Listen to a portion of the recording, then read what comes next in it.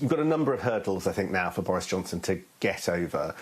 As we speak, one of the things that's going on is it's largely the opposition MPs, Ed Davey, Keir Starmer, Christian Wakeford, who defected to the Labour Party from the Conservatives, all calling for Boris Johnson to resign. That's going on right now. Obviously, you don't have Parliament sitting because we're in the Easter recess. The first moment is whether or not there's a moment of jeopardy when Parliament comes back. So could there be a vote of no confidence? Two types of vote of no confidence. You could get 54 Conservative MPs deciding to write to Graham Brady to ask for a vote of no confidence amongst Tory MPs.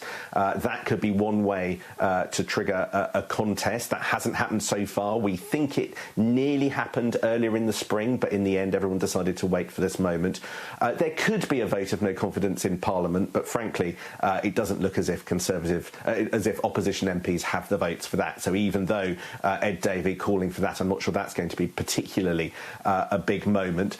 The next decision for Boris Johnson all around this period is whether or not to announce that he's appealing, or whether to accept the fine and simply to pay it. We of course don't know whether it's one fine or multiple fines, meaning that it's a big deal.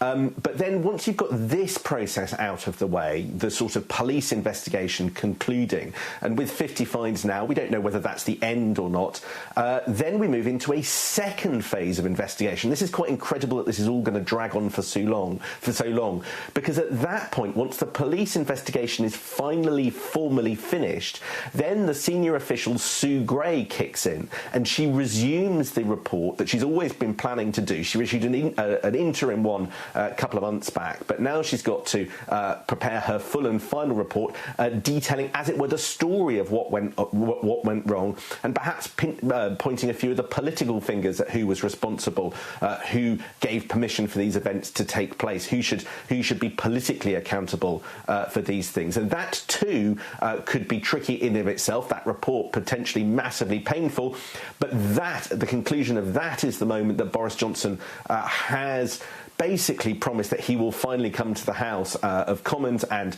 answer any question about the fact that he'd been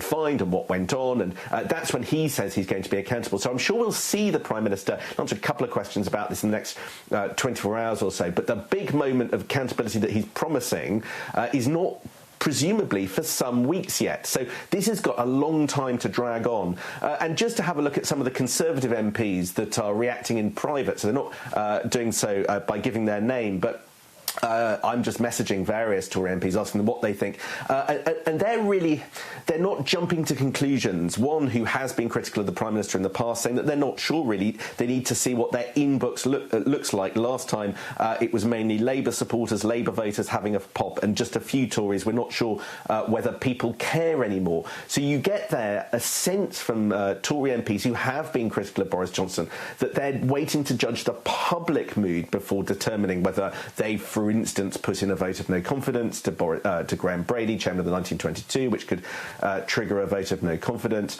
or whether they hold their counsel, they decide that now is not the time. One of the things, of course, that will affect the way that Conservative MPs choose to behave at this point is we are just about 3 or 4 weeks away, Sarah Jane, from local elections, council elections all over the country, including Wales and Scotland, in which Conservatives would hope to be judged on their record. But if this story, both the fines and perhaps even what was going on last week with Rishi Sunak, comes to the fore and starts to dominate, then Conservatives all around the country are in fact going to suffer. And so that's one of the reasons why Tories might bite their tongue, perhaps some of them biding their time simply until Sue Gray's second concluding report saying what she thinks really went on. Because one of the problems that we're all going to have at this point, Sarah Jane, is we're not going to have very much information.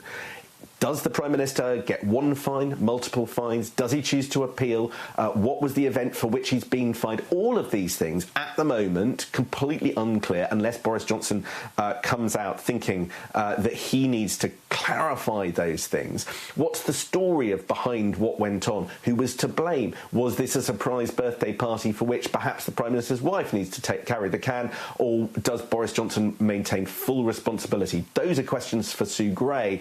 So we've got weeks of this to go. Thank you. And just a side note to Boris Johnson potentially going to court to fight this FPN. Of course, if he's found guilty in court, he then faces the prospect of a criminal record. Just a note there on that intention that the Prime Minister may have to take that fixed penalty notice to court.